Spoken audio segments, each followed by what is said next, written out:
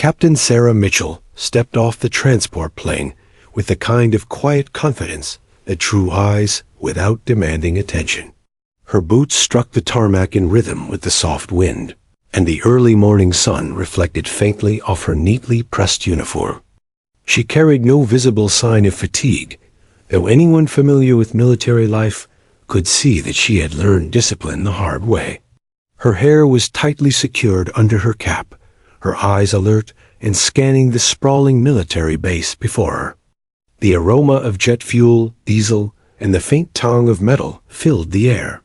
Around her, soldiers hurried in clusters, their voices bouncing off the concrete buildings in the cold morning light. She paused briefly, adjusting her tactical vest, and taking a deep breath, not out of nerves, but as a moment of ritual, a small pause to align herself before stepping into a world that, for her, had long been second nature. Around her, chatter filled the air, and she could feel the unspoken assessment already taking place. New faces always drew attention.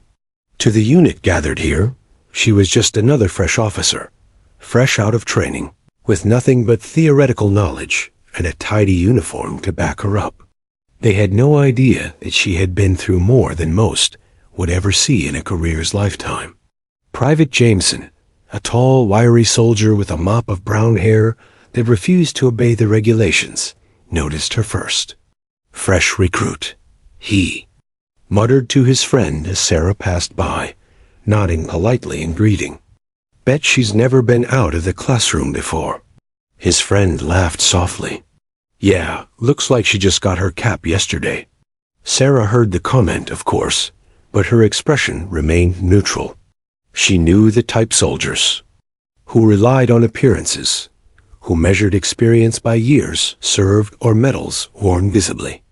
She didn't take offense. It was expected. Let them underestimate her. It had always been a tactical advantage. She moved past the group and entered the briefing building, her movements precise, almost silent.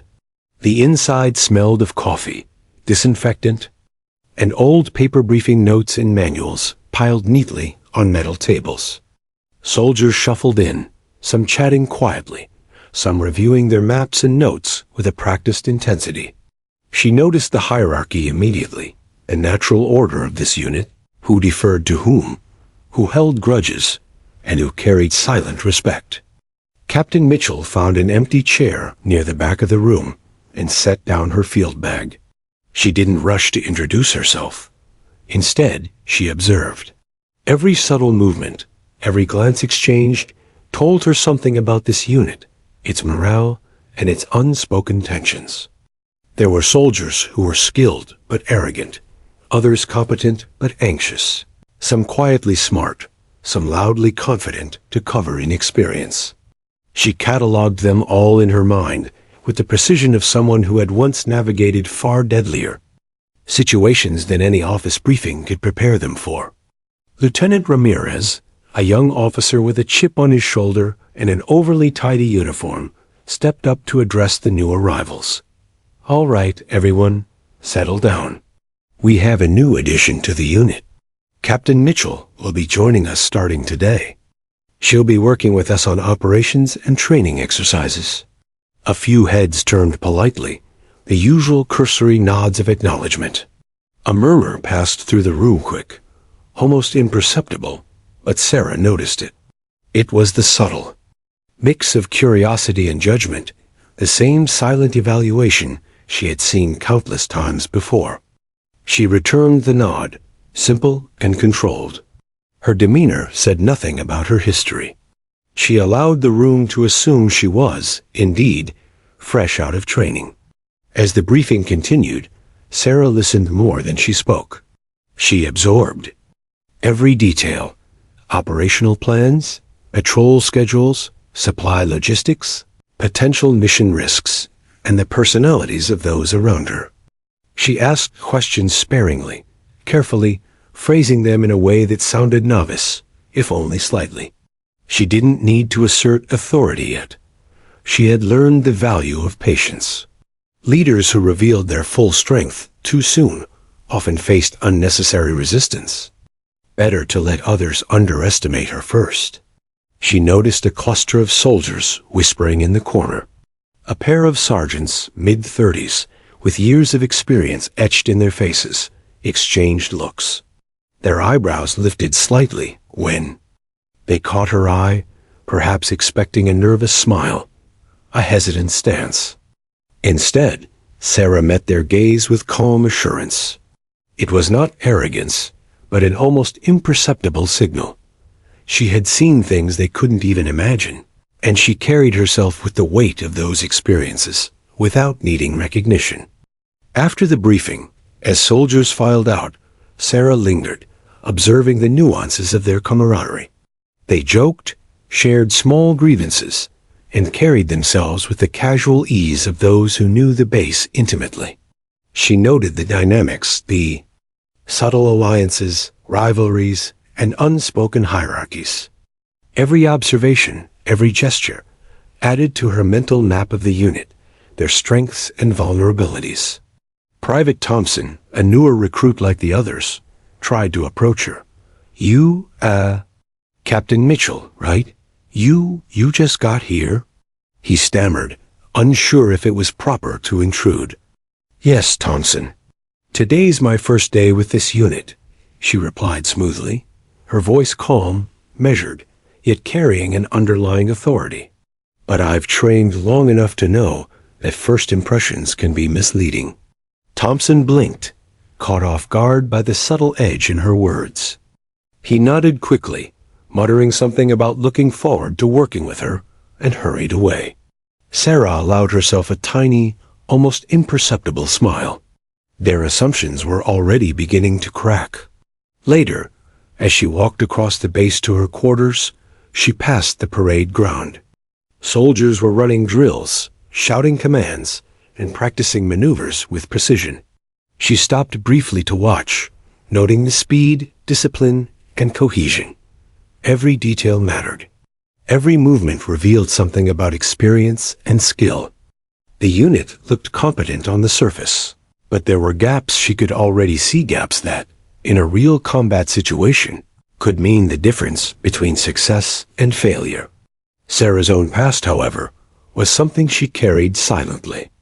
The battles she had survived, the missions that had earned her multiple Purple Hearts, the situations where life and death hung by a thread, all were tucked away in her mind.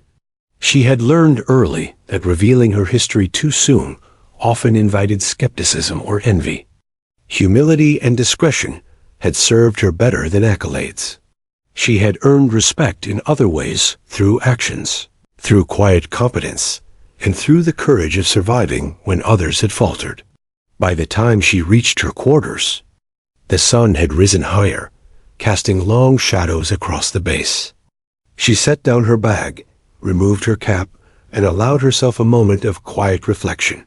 She was far from naive.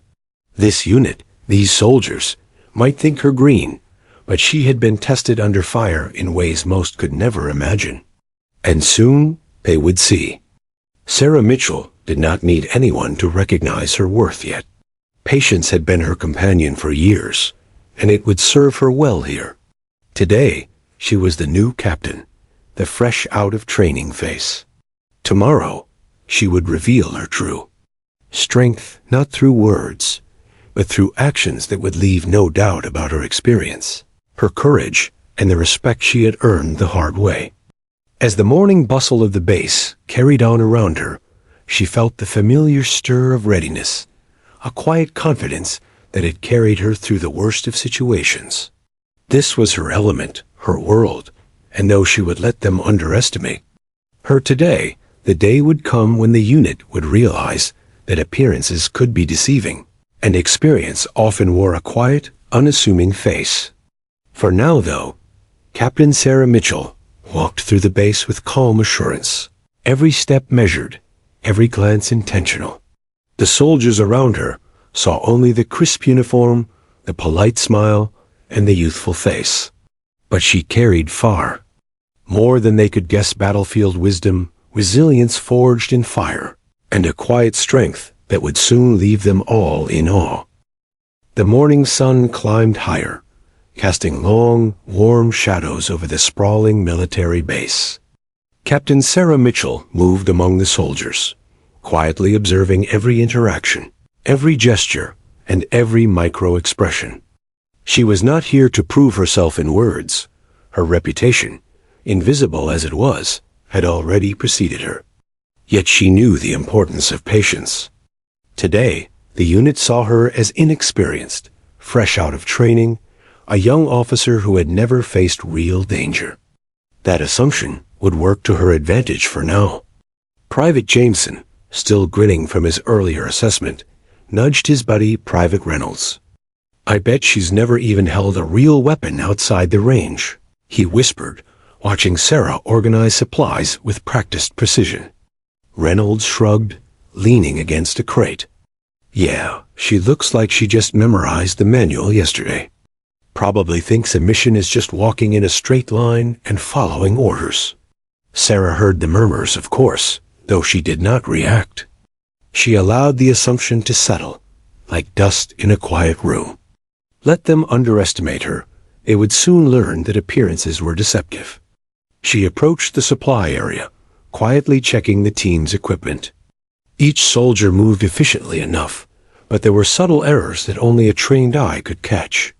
The straps of a backpack were twisted, a magazine slightly loose, the scope on a rifle misaligned by mere millimeters.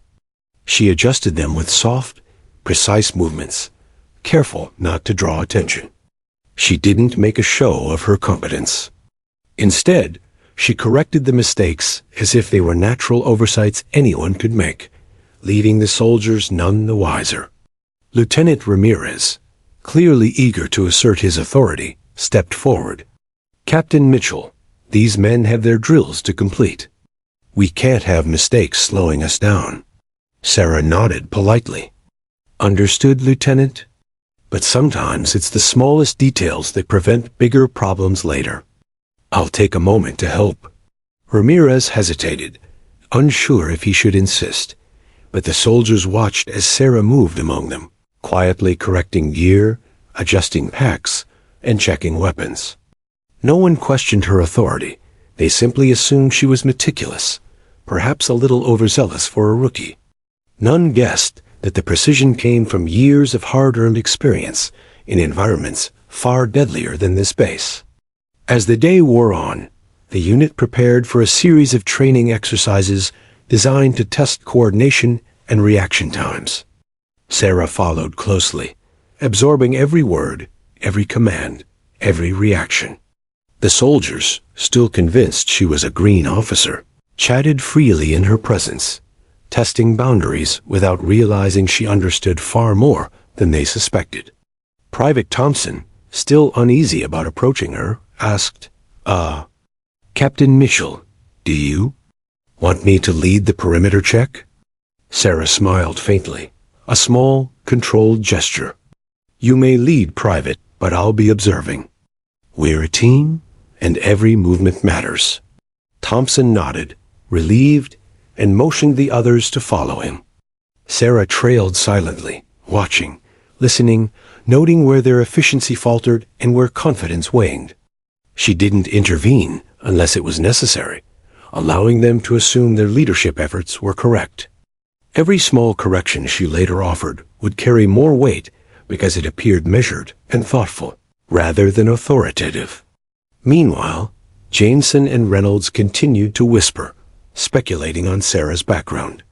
"I mean, she's calm. But that doesn't mean she's experienced, right?" Reynolds asked.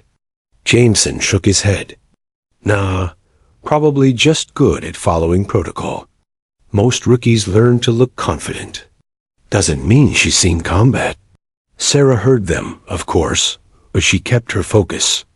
Let them talk. Let them underestimate her. It had always been an advantage in situations far more dangerous than this base.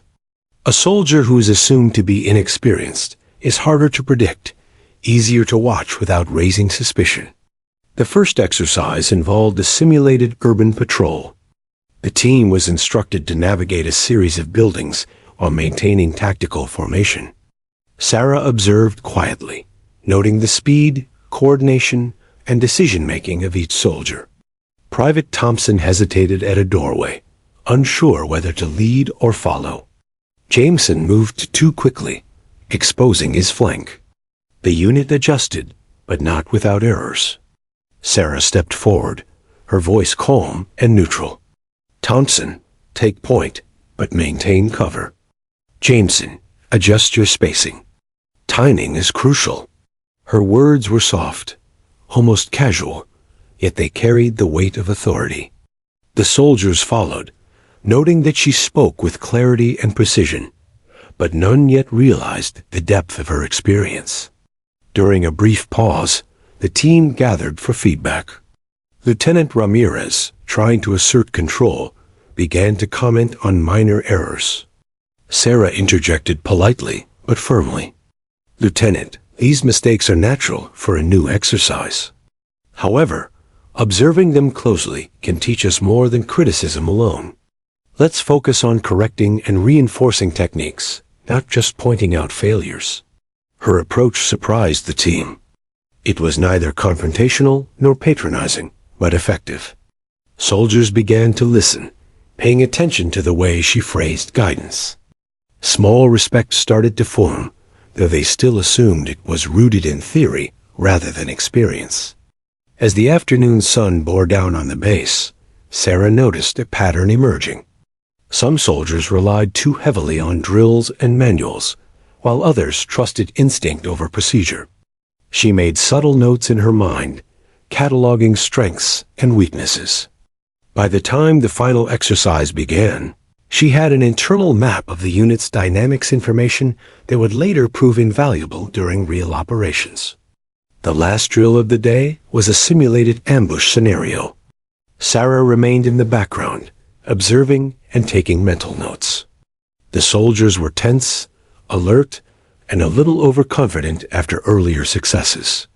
Jameson took the lead, moving too quickly, and triggered a simulated enemy alert. The team faltered, hesitated, and nearly broke formation. Sarah moved quietly to correct them, her presence calm but commanding. Hold position. Maintain your formation. Focus on covering each other. Trust your angles. Her voice, soft yet unwavering, restored order. The team moved seamlessly, completing the exercise successfully. For the first time, they began to see her not as a green officer, but as someone who understood tactics instinctively. Yet even now, they had no idea of the battles she had survived, or the wounds she had endured. During a short break, soldiers gathered around to refill water bottles and catch their breath. Jameson, unable to contain his curiosity, asked, "So? Captain Mitchell, you've led exercises before, right? Or, is this all new for you?" Sarah allowed a small smile. "I've led enough to know that preparation and observation often matter more than experience alone. Today's exercise isn't about me. It's about understanding how we perform together as a unit." Her answer, while humble, hinted at a depth the soldiers couldn't fully comprehend. They nodded, impressed, though they still classified her as fresh out of training. As the day wound down, Sarah took a quiet moment alone, reviewing the exercises in her mind. She cataloged each soldier's performance, every hesitation, every instinctive movement. She wasn't just observing. She was planning, strategizing, and preparing for future missions. The unit believed they were teaching her, guiding her, but in reality, she was quietly mapping their strengths and weaknesses with the precision of a seasoned tactician. By evening, the soldiers were exhausted but satisfied with the day's work. Sarah joined them at the mess hall, quietly taking a seat at the edge of the room. Conversations continued around her, whispers of respect beginning to form. Private Thompson glanced at her, now slightly less nervous. Jameson, though still skeptical, began to acknowledge her presence with subtle nods. As she ate, Sarah allowed herself a brief reflection. Today had gone exactly as she expected. She had let the unit underestimate her, observed their behaviors, and silently guided them toward success without revealing her true abilities. In this environment, patience was a weapon, subtlety a tool, and humility a strategy. Tomorrow, and the day after, would continue to shape their perceptions. Captain Sarah Mitchell knew the truth of leadership. Respect was earned quietly. Observation was power, and true experience was invisible until the moment it needed to reveal itself. The soldiers believed they had seen a rookie officer today, polite, efficient, and disciplined. They had no idea what waited in the quiet depths of her skill, courage, and history, a truth that would soon leave them astonished and humbled. The base was quiet before dawn, the sky painted in muted shades of gray and gold. Captain Sarah Mitchell stood at the edge of the tarmac, reviewing the mission brief once more. Today was the unit's first real operation together, a routine patrol that had the potential to escalate into danger.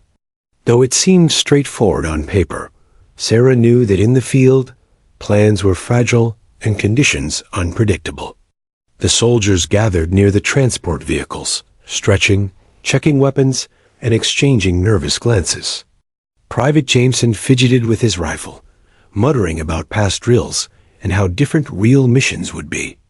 Lieutenant Ramirez stepped forward to give the standard pep talk, emphasizing caution, coordination, and following orders. Sarah listened silently, noting how the men reacted who seemed anxious, who overcompensated with bravado, and who was quietly confident. The team loaded into armored vehicles, and Sarah took a position near the front, her eyes scanning the horizon. Dust swirled from the spinning tires, and the hum of the engines created a tense, vibrating rhythm. Every soldier had their gear in place, every weapon checked. Yet Sarah could already spot the subtle mistakes they didn't even realize they were making. A magazine slightly loose in Jameson's rifle. A strap misaligned on Thompson's vest. Small things, but in combat, they could be fatal. The patrol began smoothly, moving through dusty roads and scattered villages. The locals went about their morning routines, eyeing the convoy cautiously, but not suspiciously. Sarah's gaze flicked between her soldiers, the surrounding buildings, and potential escape routes. Her mind cataloged every building, every alley, every tree-lined potential cover points, ambush locations, and areas of vulnerability. She stayed quiet, letting the soldiers believe they were leading, and she was simply observing. The first challenge came sooner than expected. A corner in the village had been poorly mapped, a narrow street flanked by two tall, crumbling buildings. Thompson, still slightly unsure of his footing in the team, hesitated at the turn. Jameson, eager to assert confidence, pushed forward too quickly, exposing the unit's flank. Sarah's eyes flicked to the shadows, calculating angles, distances, and potential threats. "Hold positions," she commanded softly, stepping forward. Her tone was calm, unshakable, yet carried the weight of authority. "Jameson, adjust your spacing. Thompson, cover the rear. Eyes on every window." The soldiers froze, following her instructions with precision. Their movements now synchronized, they continued the patrol without incident. The tension, however, had already made an impression. The subtle shift in command, executed so seamlessly, did not go unnoticed by Ramirez, who nodded slightly but said nothing. As they moved deeper into the village, Sarah noticed signs of recent unrest, broken shutters, a discarded weapon, and footprints leading into a narrow alley. She paused, signaling the team to halt. Formation tight. Eyes forward. "Potential threat at 20 meters, she whispered, scanning the alley entrance. Her voice, calm and quiet, carried authority without alarm. The soldiers instinctively responded, their earlier assumptions fading in the face of her composure. She moved with the precision of someone who had faced danger countless times, her actions instinctively minimizing risk and maximizing control. The moment passed without incident, and the patrol continued. The team followed her guidance, covering each other, communicating silently, and adjusting to threats she anticipated before they even fully emerged. Private Thompson, initially unsure of himself, gained confidence under her quiet supervision. Jameson, still skeptical, began to realize there was more to this captain than met the eye. The real test came as they reached the outskirts of the village. Reports indicated a small group of hostile elements had been spotted nearby, moving quickly through the terrain. Sarah assessed the situation. An ambush was possible, and her unit needed to move with precision. She signaled for a halt and quickly outlined a plan. We'll split into 2 groups. Group A covers the street, while Group B secures the rear exit. Thompson, Jameson, stay with me. Ramirez, take the rest and flank the building line. Watch for signs of movement. Any indication of enemy presence is treated as live contact. Her instructions were crisp, calculated, yet easy to follow. The soldiers moved into position, impressed by how quickly she assessed the terrain, understood the risks, and organized the unit. As the patrol advanced, a sudden shout echoed from the front. A small explosion erupted near a building corner, sending dust and debris into the air. Instantly, the patrol was under simulated attack, though the panic was real in the soldiers' reactions. Sarah moved without hesitation, directing each soldier calmly. Cover, Thompson, suppress left. Jameson, flank right. Ramirez, maintain formation. Her orders were precise, almost surgical. Each soldier instinctively followed, their previous nerves replaced by a growing trust in her judgment. The simulated attack tested not only skill but composure, and under Sarah's guidance, the unit navigated the chaos with minimal disruption. Once the threat was neutralized and the dust settled, Sarah surveyed the team. Her chest rose and fell with calm control. The soldiers were shaken but unharmed, and more importantly, they had realized that her calm demeanor was no accident. Every move she made was deliberate, every instruction based on knowledge and experience they could only guess at. During the debrief back at base, the soldiers discussed the patrol, highlighting mistakes and successes. Jameson admitted quietly, "I didn't expect her to. I mean, she was calm, precise. I don't know. She handled that better than anyone I've seen." Sarah nodded modestly. Calm under pressure comes from preparation, awareness, and trust in your team. Today wasn't about me. It was about observing how we respond and adjust. Every operation teaches us something. Even Ramirez, who had initially been hesitant, acknowledged her competence. He noted her ability to anticipate threats and her tactical insight, though the depth of her real experience remained hidden. The soldiers were beginning to realize that Captain Mitchell was far more capable than they had assumed. After the debrief, as the sun dipped toward the horizon, Sarah walked through the base, quietly. Soldiers passed her, some now glancing at her with a mix of respect and curiosity. The shift was subtle but noticeable. Today had not only been a test of skill, but a demonstration of quiet leadership. She had allowed them to underestimate her, observed their strengths and weaknesses, and guided them toward success without revealing her full capabilities. Private Thompson approached, his earlier nervousness replaced with cautious admiration. "Captain Mitchell, thank you. I don't think I've seen anyone handle that situation like you did." Sarah gave a small, controlled smile. "You did well. Every operation is a lesson, and today was no different. Remember what worked, what didn't, and keep improving. That's what keeps a unit alive." The young soldier nodded, inspired but unaware that he was learning from one of the most decorated soldiers in the field, a captain who had survived missions far deadlier than today's patrol. As night fell, Sarah reviewed the day's events in her mind. Every decision, every correction, every movement was catalogued. She knew each soldier's strengths, their hesitations, and their potential.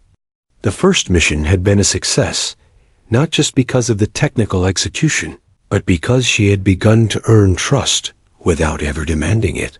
For the soldiers, Captain Mitchell had proved competent, calm, and precise. They still assumed she was fresh out of training, but the seeds of respect had been planted. They would soon see that her skill and experience went far beyond anything they had imagined. Tonight, as the base quieted, Sarah allowed herself a brief moment of reflection. The first mission was complete, but it was only the beginning. Every step she had taken had been calculated, every observation noted, and every lesson learned.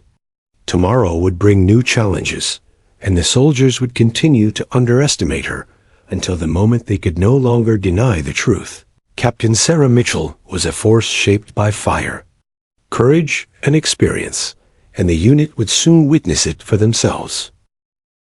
The day after the patrol, the base hummed with routine.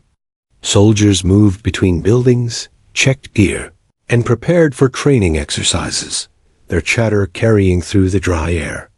Captain Sarah Mitchell walked calmly among them, her presence understated yet commanding. Today was not about action, it was about observation and preparation. The soldiers were still unaware of her true experience, and Sarah intended to keep it that way for now. She knew the power of perception. A unit that assumed the leader was inexperienced often performed more naturally than one under constant scrutiny. In the supply area, Sarah began checking inventory and equipment, moving efficiently from crate to crate. She cataloged the supplies with meticulous care, noting minor imperfections that most soldiers overlooked. A twisted strap here, a worn-out fastener there. She corrected each one quietly, never calling attention to herself, but her movements were precise, almost ritualistic.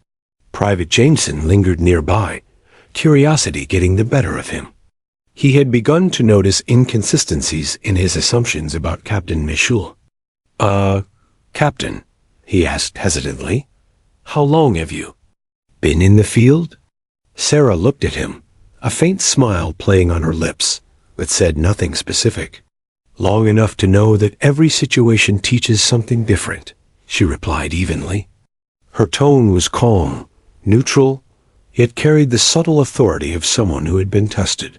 Jameson nodded, unconvinced but intrigued, and stepped back, sensing that asking further might breach an unspoken boundary.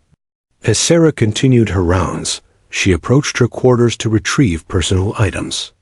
Inside, a small box rested on a shelf carefully organized, its contents hidden from casual view. It contained medals, ribbons, and awards that told stories of battles fought, lives saved, and courage tested under fire. The medals were worn, some with scuffs and marks that spoke of decades of service. One in particular, a set of 5 purple hearts, lay carefully cushioned in the box, a testament to the injuries sustained and the survival against impossible odds. She closed the box quietly and tucked it safely back on the shelf. It was not for display. It was a record of experience, proof of survival and endurance.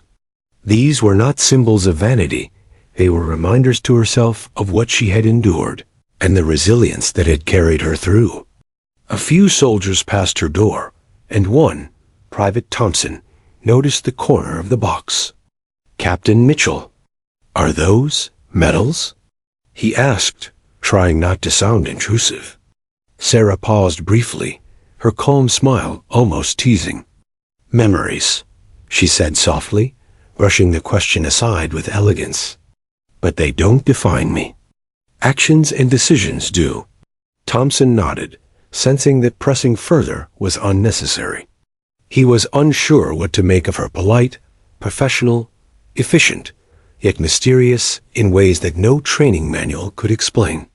Sarah had created an aura of quiet authority, and the soldiers were beginning to sense it, though they could not yet quantify it.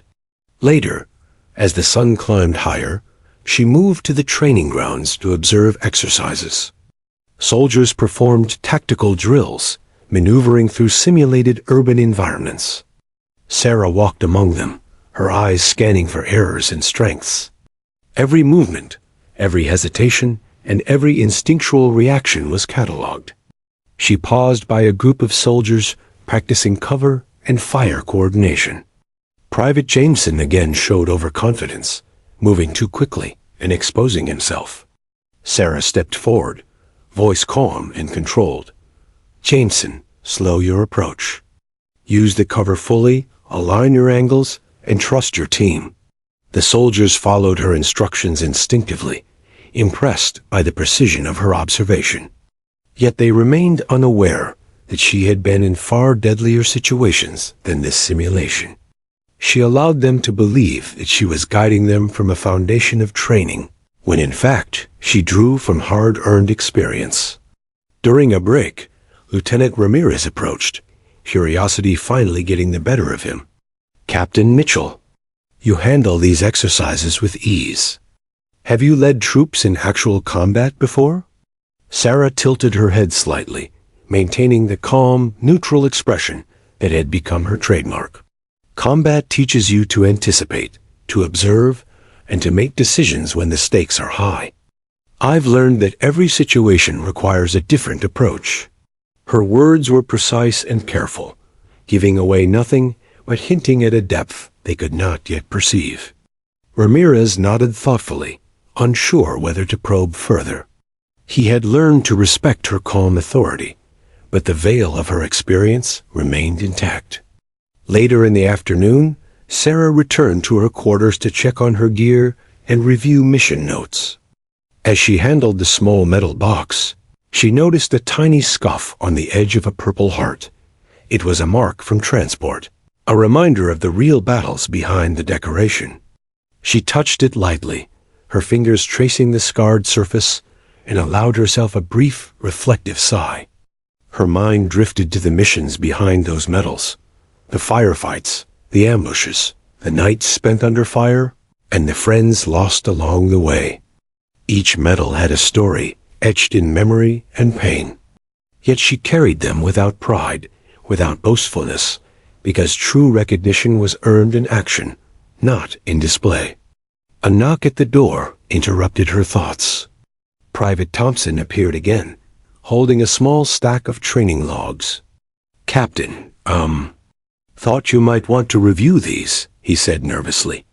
Sarah smiled faintly and gestured for him to leave them on the table. "Thank you, Thompson. Keeping organized records is part of effective leadership." Thompson hesitated, glancing at the metal box again before quietly leaving. Sarah returned to her logs, making careful notes on unit strengths and areas for improvement. Each observation was catalogued, ready to inform her guidance in future exercises and missions. That evening, as the base settled into routine, Sarah walked quietly through the mess hall, observing interactions among soldiers. She noted alliances, rivalries, and the subtle ways confidence and insecurity manifested. Even now, her presence commanded attention without force. Those who underestimated her still sensed there was something more beneath the surface, a depth they could not yet define. Private Jameson, sitting with his usual group, whispered under his breath, There's something about her. I can't put my finger on it. She's calm, precise, like she's seen more than she's letting on." Reynolds nodded, equally uncertain. "Yeah, but she doesn't brag or push authority. She just moves, makes decisions, like she's been through it before." Sarah, though she heard nothing, allowed herself a small, almost imperceptible smile. Their curiosity and speculation were harmless for now, and the veil of mystery was an advantage. Respect, she knew, would come naturally when actions spoke louder than assumptions. Later that night, Sarah sat alone in her quarters, reviewing mission maps and training logs by the dim light of a lamp. Her fingers rested on the metal box for a moment, feeling the weight of the 5 purple hearts tucked safely inside. She remembered each battle, each injury, and each decision that had earned those honors. Yet she did not dwell on them with pride. She viewed them as evidence of survival resilience, and the need for continual vigilance. The past was not something she flaunted. It was a tool, a foundation for guiding others. The soldiers might see her as a newcomer, fresh out of training, but Sarah knew that in time, their assumptions would be shattered. Today, she allowed small glimpses of her history to surface: worn boots, careful adjustments to equipment, and the subtle hints in her demeanor, but the full truth remained hidden, waiting for the right moment to emerge. And that moment, Sarah knew, would change everything. When the unit finally realized the extent of her courage and experience, they would no longer see her as a polite, efficient rookie. They would see a soldier who had faced unimaginable danger, survived, and returned not just to serve, but to lead. Until then, patience and quiet observation remained her greatest tools. As she closed her logs and prepared for rest, Sarah allowed herself a brief reflection. Today had been about subtle guidance, observation, and planting seeds of respect. Tomorrow would bring more exercises, more opportunities to shape the unit's understanding of leadership. The soldiers might think they were teaching her, but in truth, she was preparing them, shaping their instincts, guiding their reactions, and readying them for missions that would test them in ways they could not yet imagine. Captain Sarah Mitchell lay back on her cot, her eyes tracing the ceiling as she reflected on the subtle power of experience, humility, and patience. The unit might see her as fresh out of training, polite and disciplined, but beneath that calm exterior lay a history forged in fire, courage earned in the hardest circumstances, and a resolve that would soon command awe and respect. She closed her eyes, knowing that the day to reveal even a fraction of her true strength would come, and that when it did, nothing would be the same. The early morning air was thick with tension as Captain Sarah Mitchell led her unit out of the base. Today's operation was no longer a routine patrol. It was a high-risk mission in a contested area. Intelligence had reported possible hostile activity near a small village several kilometers from the base, and Sarah knew that a single misstep could result in casualties. She checked her gear one last time, scanning each soldier with a practiced, almost imperceptible intensity. Private Jameson fidgeted with his rifle, breaking the silence. "Captain, you really think it's going to be okay?"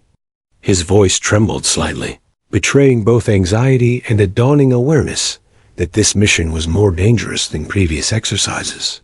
Sarah's eyes softened as she looked at him, but her tone remained firm. "Stay alert, follow your training, and trust your team. We'll adapt to anything that comes our way." Her words were measured, calm, but beneath them lay the unshakable confidence of someone who had walked through fire more times than anyone here could imagine.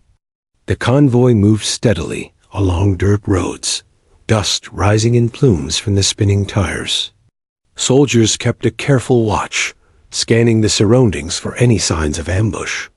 Sarah's mind cataloged every building, every alley, and every potential cover point. She noticed patterns in the terrain, anticipating threats before they fully materialized. As they approached the outskirts of the village, a sudden movement caught Sarah's eye. A figure darted between two crumbling buildings. She froze, signaling the team to halt. Her body language was calm, but commanding. Eyes sharp. "We may have company," she whispered, scanning the area. "Thompson, cover the rear. Jameson, flank right. Ramirez, maintain formation and support." The soldiers followed instinctively, their earlier assumptions about her experience fading with every precise instruction. The tension in the air was palpable, the quiet before the storm. Then it happened. A sudden explosion rocked the ground near the convoy. Dust and debris filled the air, and the sharp crack of gunfire echoed between the buildings. The unit was under attack. Chaos erupted instantly. Soldiers ducked for cover, shouting orders and warnings to each other. Sarah moved through the smoke and debris with a calm precision that was almost unreal. She directed movements, covered flanks, and assessed the trajectory of fire while remaining largely unseen, her presence a stabilizing force amid the chaos. Suppressing fire from the left. "Thompson, adjust your angle, cover the approach," she commanded. Her voice cut through the panic, firm and clear, guiding each soldier with unwavering authority. Jameson, momentarily frozen by fear, glanced at her in awe. She was everywhere at once, moving with confidence, assessing threats, and neutralizing danger. Every decision was calculated, every movement deliberate.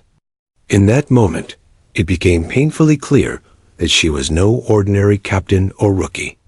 The firefight intensified. Sarah took a position to cover Thompson, shielding him from incoming fire. A sudden blast sent her sprawling, her body hitting the ground hard. Pain shot through her shoulder, but she ignored it, rolling to avoid another explosion. Her first concern was not herself. It was the unit, the young soldiers relying on her guidance. "Keep moving. Maintain formation," she shouted, her voice carrying over the chaos. "Eyes on each other, cover your angles." The team responded instinctively, following her lead with a combination of fear, awe, and growing respect. Every maneuver was guided by her experience, and slowly, the tide of the skirmish began to turn in their favor. Hours or perhaps minutes, it was impossible to tell later, the firefight subsided. The dust settled, leaving the unit shaken but alive. Soldiers breathed heavily, their adrenaline still spiking, and for the first time, many looked at Captain Mitchell with an understanding that went far beyond respect. They were beginning to grasp the depth of her courage and skill. As the unit regrouped near a safer zone, medics arrived to check on the injured. Sarah, still seated against a wall, allowed herself to be assessed. She removed her jacket under their guidance, and the moment that would forever change the soldier's perception arrived. Pinned to her uniform were 5 purple hearts. The medals gleamed under the morning sun, each one a testament to the injuries she had sustained in combat, each one representing courage, survival, and a commitment to duty under unimaginable circumstances. Silence fell. Private Jameson's mouth hung open. Thompson's eyes widened in shock. Lieutenant Ramirez froze, processing the revelation. The soldiers had assumed she was fresh out of training, a polite, disciplined officer with theoretical knowledge. None of them had imagined the reality of the battles she had endured, the wounds she had suffered, or the courage she had displayed on far bloodier fields than this. Sarah sat quietly, allowing the moment to unfold. She did not boast. She did not speak of her injuries or the missions behind each medal. She simply allowed her actions, and now the medals themselves, to speak for her. Finally, Jameson whispered, almost inaudibly, I had no idea." "No one ever does until the moment it matters," Sarah replied softly. Her voice carried no pride, only quiet authority and humility. Today wasn't about medals. It was about ensuring we all make it through alive, together. That's the true measure of a mission's success. Ramirez, still stunned, finally spoke. "Captain, I underestimated you. We're all." He paused, searching for words. "We didn't realize."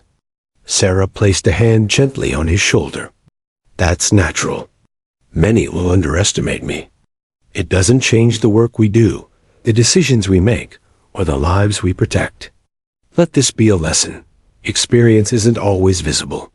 True courage is often quiet until the moment it must be seen." The soldiers looked around at each other, their expressions a mix of awe, shame, and newfound respect.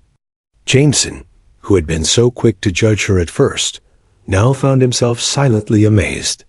Thompson, usually timid, now stood taller, inspired by the realization that leadership was not defined by age, appearance, or assumptions, but by actions under pressure.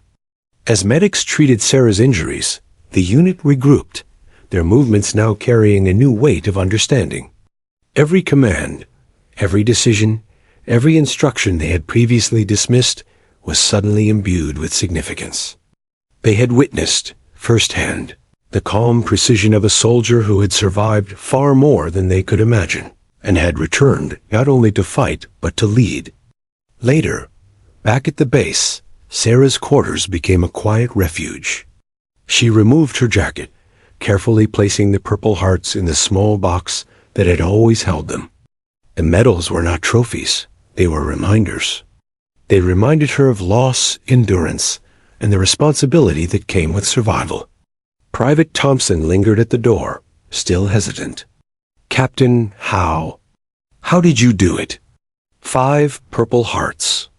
Sarah looked at him, her expression calm and reflective. "By focusing on the mission, trusting my team, and staying calm under pressure. Each of those medals tells a story not about me, but about the people who depended on each other and survived. Today, you saw a fraction of that. Remember it."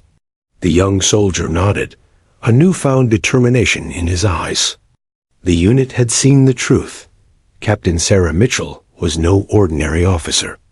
She was a soldier forged in fire, tested by impossible odds, and marked by courage that few could ever comprehend. The revelation changed everything. The soldier's assumptions about her age, appearance, and demeanor were shattered. They had expected a polite, disciplined rookie, fresh out of training, but they now realized they were following someone who had faced death multiple times, survived, and returned to guide them.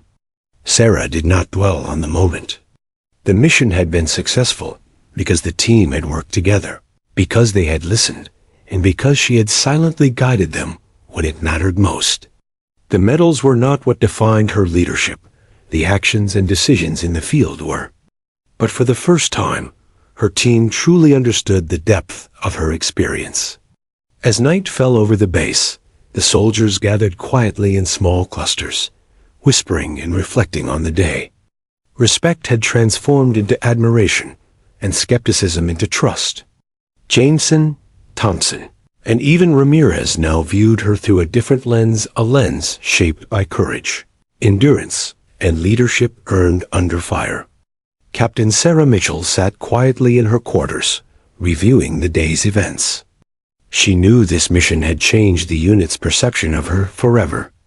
They had seen her courage, witnessed her experience, and for the first time, understood why she commanded authority with calm precision. The 5 Purple Hearts were now more than medals. They were symbols of resilience, survival, and a standard of excellence that would guide the unit in the days to come. And in that quiet reflection, Sarah allowed herself a small, almost imperceptible smile. Today was the day her unit had finally begun to see her, not as a fresh recruit, but as the soldier she truly was. The aftermath of the mission hung over the base like a quiet storm. The adrenaline of the morning's firefight had ebbed, replaced by a lingering awareness of the reality the soldiers had just witnessed. Captain Sarah Mitchell sat quietly in the mess hall, eating a simple meal with methodical precision. Around her, the unit moved in subdued conversation, their usual banter replaced by hushed murmurs, glances, and the occasional whispered remark. Private Jameson, usually one of the loudest voices in the room, found himself unable to speak aloud. His eyes kept drifting toward Sarah, tracing the lines of her posture, the calm that radiated from her even after a mission that had tested the limits of courage and endurance. He could still see her in the smoke, guiding them, shielding them, thinking several steps ahead of everyone else. Every instinct, every action had been perfect, and then he had seen the medals, the 5 Purple Hearts gleaming on her chest. The room seemed to shrink around him as his fellow soldiers began to exchange looks, a mixture of awe, disbelief, and humility reflected in each face. Thompson, who had been timid and uncertain, now sat straighter, his gaze intense. The reality was sinking in. The woman they had assumed was a rookie, polite and disciplined but inexperienced, was someone who had survived battles that would have shattered most men. Lieutenant Ramirez, trying to regain his composure, approached Sarah carefully, his expression a mixture of respect and a lingering sense of embarrassment. "Captain, I can't believe I misjudged you," he said, his voice tentative. "We all did, You've been through more than any of us could imagine." Sarah looked at him calmly, her expression neutral but gentle. "It's natural to make assumptions," she replied softly. "What matters is not the past, but how we perform together moving forward. Today's mission wasn't about my medals. It was about each of you learning to trust yourselves and each other." Ramirez nodded slowly, absorbing her words. It was the humility that struck him most, the way she refused to revel in accolades, despite the obvious heroism they represented. Her focus was on the team, on their growth and cohesion, rather than on herself. It was a lesson in leadership that no drill could teach. Around the mess hall, other soldiers whispered quietly, processing what they had just seen. The skepticism and jokes from previous days had evaporated, replaced by a newfound reverence. "I had no idea," Jameson muttered under his breath. She's incredible. I thought she was just polite, efficient, a rookie." Reynolds, standing nearby, nodded. "Yeah, she's more than that. She's everything we aspire to be, and more. Calm, precise, fearless. And she didn't even flinch." The realization settled over the group. Their judgments based on appearances had been completely wrong. The humility, skill, and courage Sarah displayed had shattered their assumptions, leaving them both inspired and humbled. Sarah rose from her seat quietly, signaling the end of the brief meal. She moved among the soldiers, checking gear and quietly offering guidance on minor adjustments. Her calm demeanor, a stark contrast to the adrenaline and nervous energy that still lingered in the room. Her presence reminded them that leadership was not about intimidation or loud authority. It was about quiet control, preparation, and an unwavering commitment to the safety and success of the team. Private Thompson finally gathered the courage to speak, his voice trembling slightly. "Captain, how do you do it? How do you stay calm, even in the fire?" Sarah paused, meeting his gaze directly. "It's not about being fearless," she said. "It's about preparation, observation, and understanding that panic helps no one. Courage isn't the absence of fear. It's making the right decisions despite it. And it's knowing the people around you will rely on you to guide them. So you do everything in your power to keep them safe." Her words sank in slowly, embedding themselves in the minds of the soldiers. They were not lessons from a manual. They were lessons earned in blood, fire, and experience.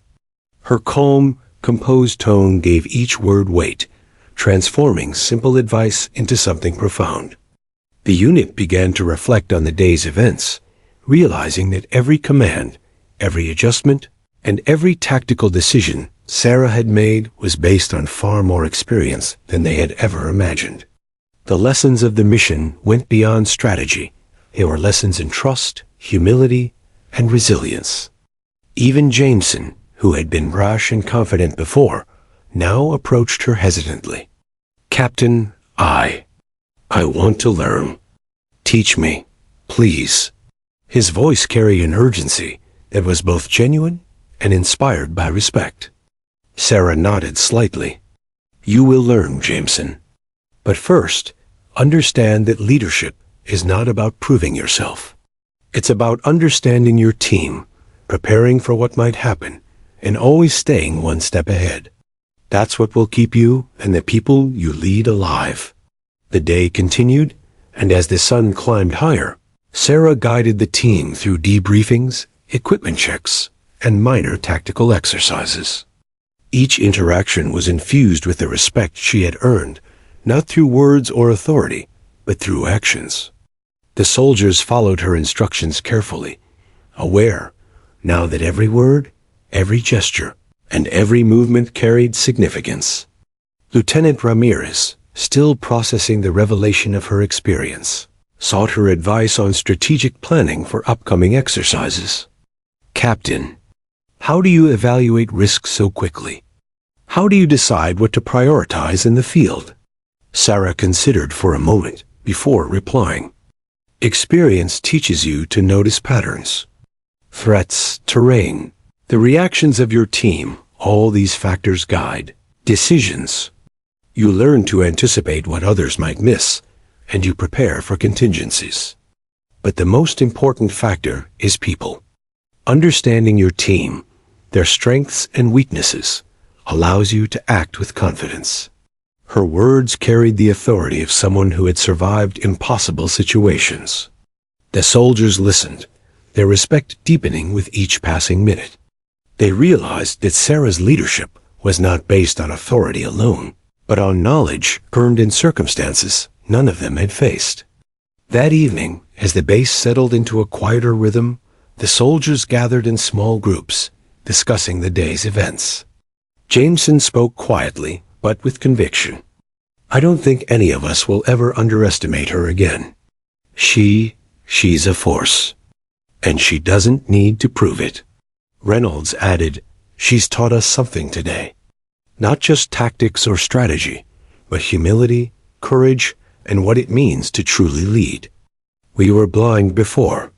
Sarah, observing from a distance, allowed herself a small, nearly imperceptible smile. The unit's perception had shifted, and the seeds of trust and respect were firmly planted. They no longer saw her as a rookie or someone fresh from training.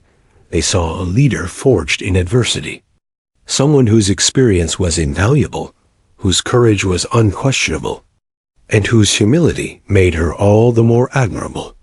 Later that night, Sarah retreated to her quarters, reflecting quietly on the day. She had achieved more than a successful mission. She had transformed perceptions. The soldiers now understood that leadership was earned, not assumed, and that courage could exist quietly, manifesting when it mattered most. The 5 purple hearts, safely tucked away in her metal box, were silent reminders of the price she had paid, the resilience she had cultivated, and the responsibility she bore as a leader. They were symbols not of vanity, but of experience and survival, and of the lessons she now had the opportunity to impart to her team. As she prepared for rest, Sarah knew the unit's journey had only just begun. The day had been about shock, realization, and respect. Tomorrow would be about growth, training, and deepening trust. The soldiers had seen a glimpse of her history, but the lessons they would carry forward were only just beginning to take root. Captain Sarah Mitchell lay back, allowing herself a rare moment of reflection. The mission, the firefight, and the revelation of her purple hearts had transformed the unit. Skepticism had become respect. Underestimation had become admiration. And in the quiet of her quarters, she allowed herself to feel a quiet satisfaction. Leadership was not about recognition. It was about preparing others to succeed, survive, and thrive. And for the first time, her soldiers truly saw her, not as a fresh face, but as the seasoned, courageous, and humble leader she had always been.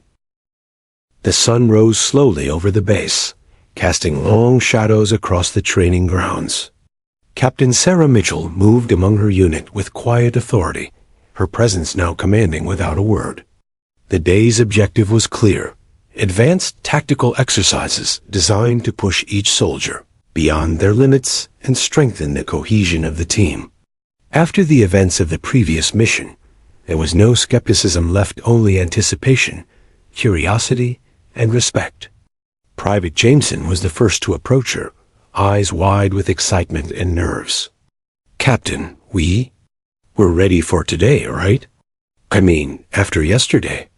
I feel like we can do anything if you guide us.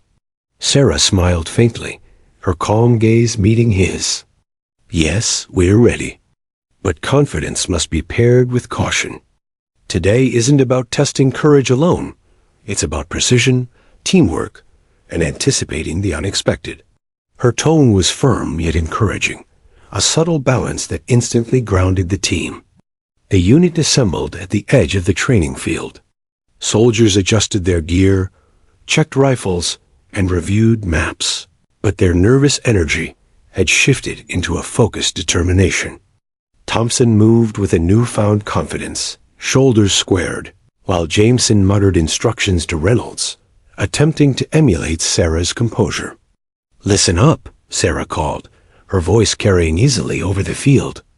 "Today, we'll conduct simulated operations in varied terrain, including urban scenarios, forested areas, and high-risk infiltration exercises. I'll be observing your coordination, communication, and adaptability. Mistakes will happen. What matters is how you respond. Learn from them quickly and trust your team." Her words, calm and controlled, set the tone. The soldiers absorbed every detail, aware that their captain's authority came not from rank alone, but from skill and experience. The first exercise began in a mock urban environment constructed on the training grounds. Buildings with narrow corridors, multiple entry points, and hidden vantage spots challenged the unit's navigation and cover strategies. Sarah moved silently among them, observing each movement, noting hesitations, and offering subtle guidance. "Thompson," she called softly, "your approach is too predictable. Change your angle and use the shadows to your advantage. Anticipate the unexpected." He adjusted immediately, understanding the lesson without feeling criticized. Sarah's guidance was always precise, never overbearing, and it allowed soldiers to correct themselves while building confidence. Jameson, eager to prove himself after the previous mission, charged ahead too quickly.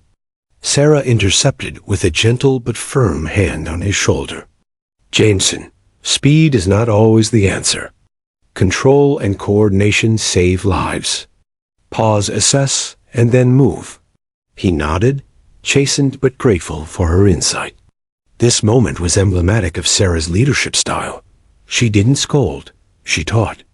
Her authority inspired growth rather than fear.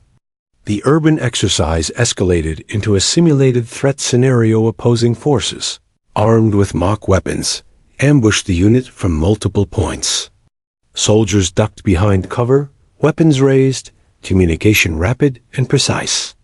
Sarah moved through the chaos with practiced calm, giving concise commands, repositioning soldiers, and coordinating defensive maneuvers. Suppress left flank. Thompson, flank right. Jameson, cover the rear. Ramirez, support the breach. Her orders were crisp, unhesitant, and perfectly timed. The team followed instinctively, responding to threats with a synergy that had not existed before.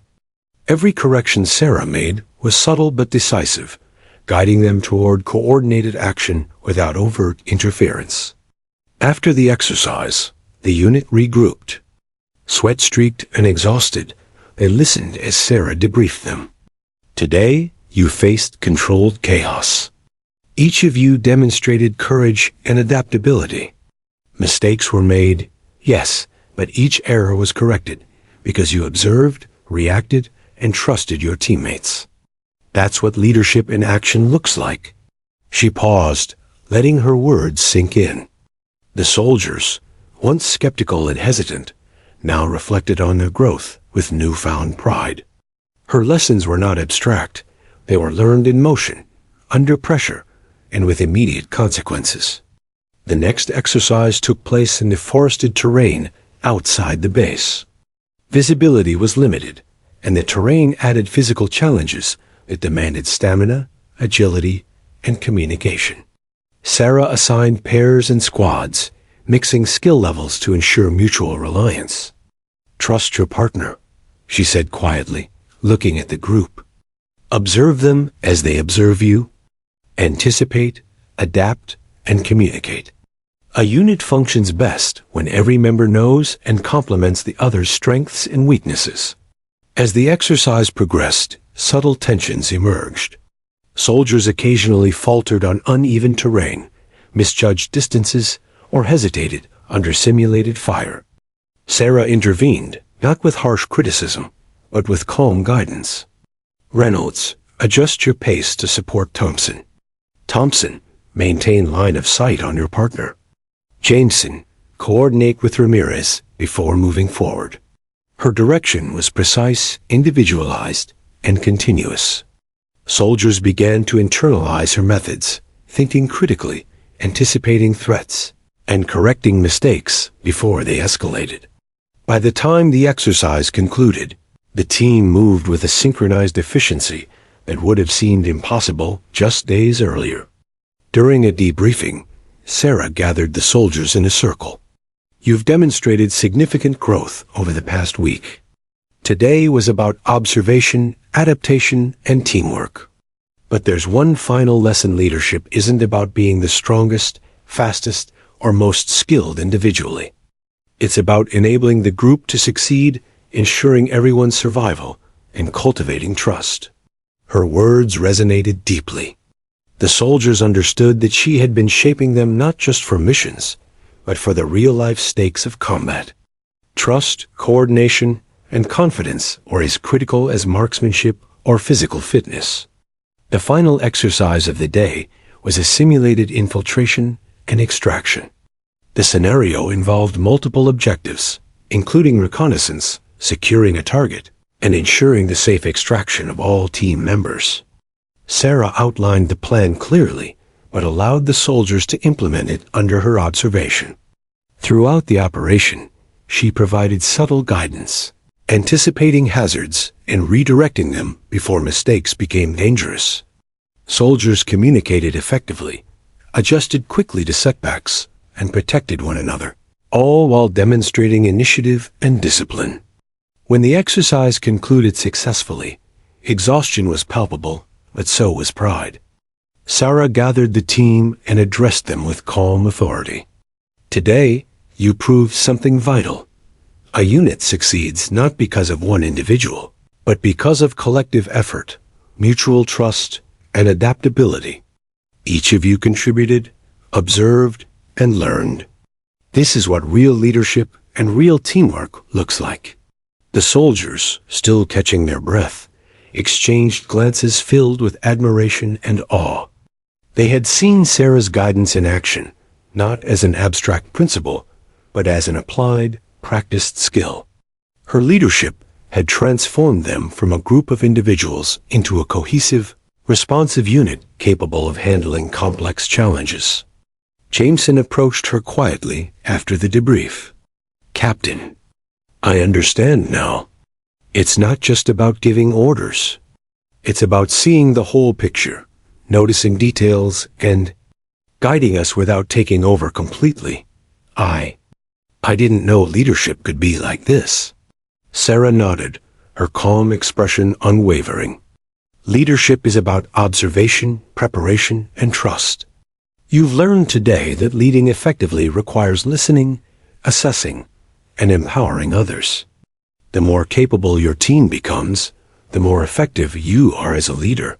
The rest of the soldiers, overhearing the conversation, nodded in agreement.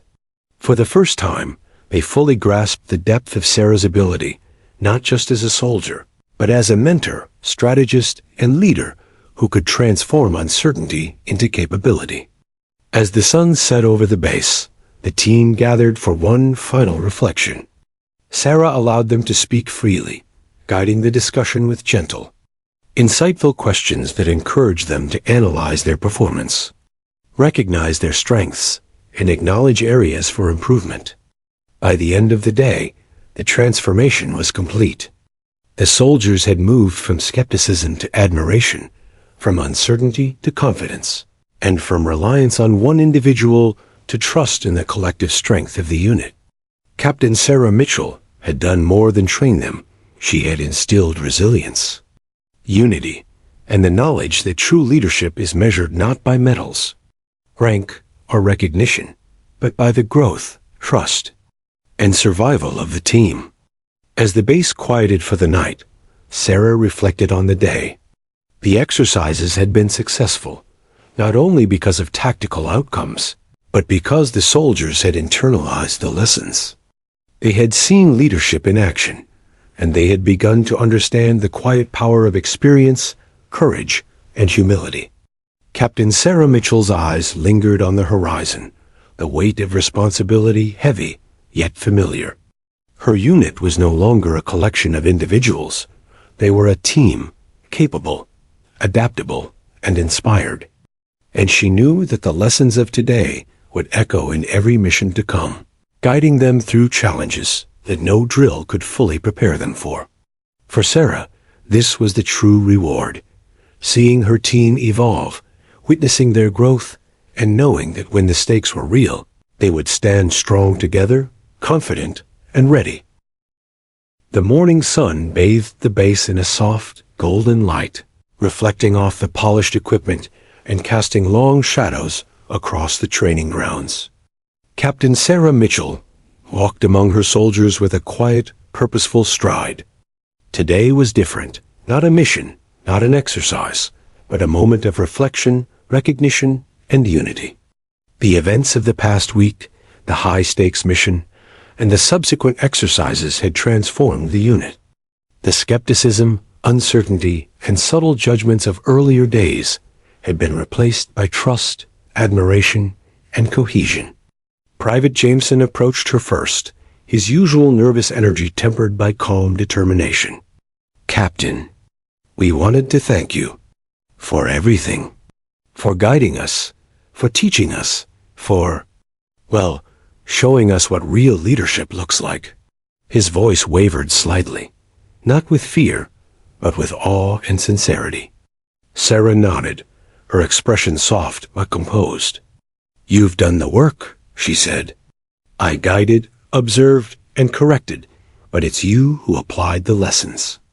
Leadership is nothing without action. You've learned to trust yourselves, to trust each other, and to act decisively. That's your accomplishment, not mine." Around them, the soldiers formed a semicircle, listening intently. Thompson, now confident and steady, stepped forward. "Captain, we underestimated you, and we learned more than just tactics or drills. You taught us discipline, patience, trust, and courage." His voice was strong, carrying the weight of someone who had grown significantly in a short time. Sarah's eyes swept across the group. Each soldier bore marks of growth, not only in posture and confidence, but in the way they interacted with one another. Coordination, communication, and mutual respect were visible in every gesture. She allowed herself a quiet smile. This was her true victory, not medals, not accolades, but the development of capable, resilient soldiers who understood the power of teamwork and trust. Lieutenant Ramirez, still grappling with the memory of her 5 Purple Hearts, approached carefully. "Captain, I can't put into words what this week has shown me. I think I finally understand the difference between orders and leadership. You don't just lead. You inspire, guide, and elevate everyone around you." Sarah's gaze softened, acknowledging his sincerity. "Leadership is measured by the growth of those you lead, not by recognition or rank. The trust you now have in each other is the most important weapon you carry. Protect it, nurture it, and apply it wisely." As the unit absorbed her words, the scene shifted subtly from instruction to reflection. The soldiers walked the training grounds together, discussing lessons learned and analyzing strategies. Where once there had been hesitancy and doubt, there was now collaboration and shared confidence. Sarah observed quietly, guiding through presence rather than intervention, allowing the team to own the moment. During a pause near a hill overlooking the base, Sarah gathered them once more. "Look around," she said softly, her voice carrying over the gentle morning breeze. "This is more than a base. It's a symbol of what you've built together: trust, resilience, and unity. Every mission you undertake, every challenge you face, will test these qualities. And you've proven that you can rise to meet those challenges, not individually, but as a team." The soldiers stood in thoughtful silence, taking in the words and letting the weight of her message settle. They had seen her in action, the calm precision in the firefight, the strategic guidance in exercises, and the subtle, unwavering mentorship that had shaped them into a capable unit. Her legacy was now tangible in their competence, their trust, and their confidence. Later that afternoon, the unit conducted one final simulation exercise. Sarah allowed them to lead, offering minimal guidance, stepping back to observe. Each soldier demonstrated the lessons she had instilled: anticipation, communication, situational awareness, and coordinated action. Mistakes were minor and corrected fluidly, showing that they had internalized her teachings. At the end of the exercise, Sarah approached them, her gaze sweeping over the team with quiet pride. "Today, you demonstrated mastery, not because of my instructions, but because of your growth and collaboration. You've taken the principles of leadership, resilience, and trust, and made them your own. That is the essence of what I hope to teach." The soldiers exchanged glances, a shared sense of accomplishment reflected in every face. Jameson, his usual energy replaced with calm confidence, stepped forward. "Captain, you've shown us more than we could have imagined. Not just about being soldiers, but about being leaders, teammates, and people who can endure anything together." Sarah allowed herself a rare moment of reflection. She thought of her past missions, the battles that had earned her Purple Hearts, and the countless decisions made under pressure. Each experience had shaped her, but the greatest satisfaction now came not from medals, but from the growth of those under her command. She had created a living legacy, one that would continue to evolve long after she stepped back. As evening approached, the team gathered around a small memorial on the base, honoring those who had served before them. Sarah stood among them, quietly observing. The soldiers placed symbolic flowers and shared stories of courage, sacrifice, and resilience. Sarah's presence was understated, yet the unit now understood the depth of her experience and the significance of her leadership. Her history, courage, and guidance had become intertwined with their own journey. Private Thompson, standing slightly apart, whispered to Jameson, "I never imagined. She's been through so much, and yet she's completely focused on helping us.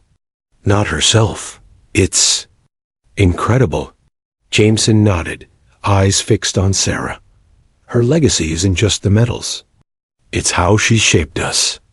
How she's taught us to trust, adapt, and survive. That's the real impact." That night, Sarah returned to her quarters. She carefully opened the box containing her 5 Purple Hearts, running her fingers over each medal. They were reminders of courage, survival, and duty, but now more than ever, she saw them as symbols of responsibility. The lessons she had imparted, the growth of her team, and the trust she had nurtured were her true legacy. The soldiers had seen her courage firsthand. They had witnessed her skill, her calm under fire, and her ability to guide without dominating. They had learned to respect not just her experience, but the values she embodied: humility, resilience, and the quiet power of thoughtful leadership. As she prepared for rest, Sarah reflected on the transformation she had witnessed. The unit had evolved from a group of individuals, uncertain and inexperienced, into a cohesive, capable team. The bonds of trust she had cultivated were strong, and the lessons she had imparted would guide them in every mission to come. Her legacy was no longer theoretical. It was living, breathing, and thriving in the soldiers she had mentored. And in the quiet of her quarters, she allowed herself a sense of fulfillment, knowing that the future of the unit was secure in their growth, their trust in each other, and the lessons they had internalized. Captain Sarah Mitchell had started as a figure of quiet authority, underestimated by those around her. By the end, she had become a living example of courage, leadership, and resilience. The unit no longer saw a rookie. They saw a mentor, a guide, and a soldier whose experience, humility, and unwavering commitment would shape their path forever. As the base settled into night, A gentle breeze whispered through the training grounds. The soldiers rested, confident in their skills and in each other. Sarah lay back on her cot, a calm satisfaction in her heart. The medals, the missions, the challenges all had led to this moment, the birth of a unit transformed, guided by trust, resilience, and the quiet yet unyielding legacy of Captain Sarah Mitchell. And in that silence, the lesson was clear. True leadership is measured not by the accolades one earns, but by the lives one shapes, the trust one cultivates, and the courage one inspires.